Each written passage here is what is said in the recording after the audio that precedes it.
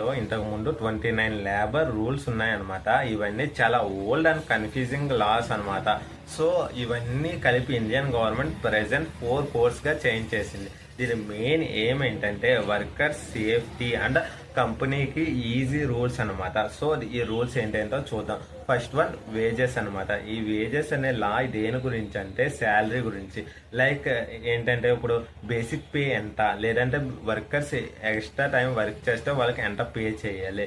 దీన్ని సింపుల్ గా చెప్పాలంటే టైంకి శాలరీ ఇవ్వటం అండ్ ప్రాపర్గా శాలరీ ఇవ్వటం దీంట్లో రూల్స్ అనమాట. అండ్ సెకండ్ రూల్ ఏంటంటే ఇండస్ట్రియల్ రిలేషన్. ఈ లా దేని గురించి అంటే కంపెనీలో వర్క్ చేసిన employees and company job rules అనమాట ఈ లా. అండ్ లైక్ దేని గురించి అంటే ఇప్పుడు సడన్గా స్ట్రైక్ చేయకూడదు, లేదంటే సడన్గా ఎంప్లాయీస్ని హైర్ చేసుకోకూడదు, లేదంటే తీసేయకూడదు. ఇలా రూల్స్ అనమాట. అండ్ ఎంప్లాయీస్కి ఏమైనా ప్రాబ్లమ్స్ వస్తే అది సాల్వ్ చేయాలి.